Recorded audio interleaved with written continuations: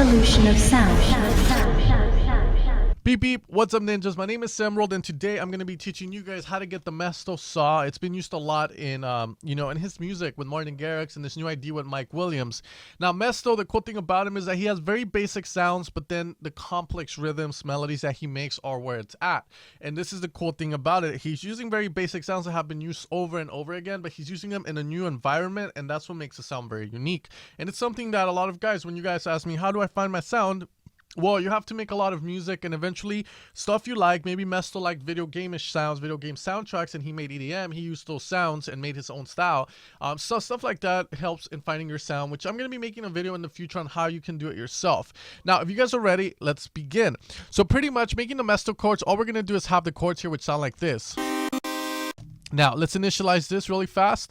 Now, the Mesto chords are actually just going to be saws with 8 voices, and this is going to give us the sound. As you can see, we're already getting the sound because his sound is very basic again. But let's make this a little bit better. Let's add a low pass to this and give it the cutoff. Now here, let's kind of get rid of some of the highs.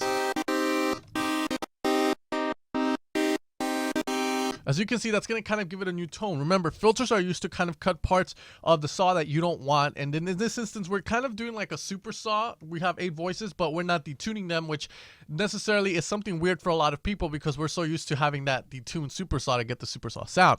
Now, you can definitely add a hint of detunement. Just do not go overboard with it because you lose the sound and get more into that trance territory.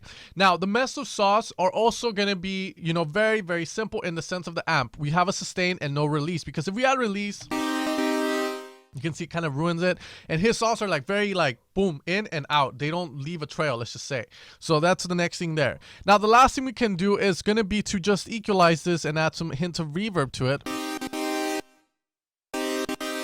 And then the EQ, we can add a little bit of high end if you want, not too much of that high end. And a little bit down here. Bit of compression. Increase it, and there we have just the standard saw that we use. That's literally it. If you guys want to turn this into future bass, you can. Just have that, as you can see.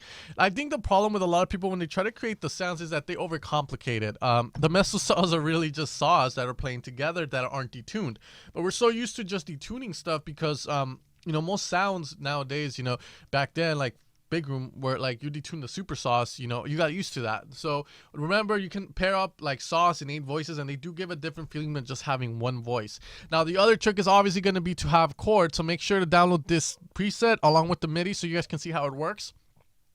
Make sure that they're not so spread out. As you guys can see, we don't really have much open voicing going on in this chord, as I recommend to a lot of people, but it is done in a higher octave where it's not done in the lower octaves where it sounds like kind of a little bit too much low.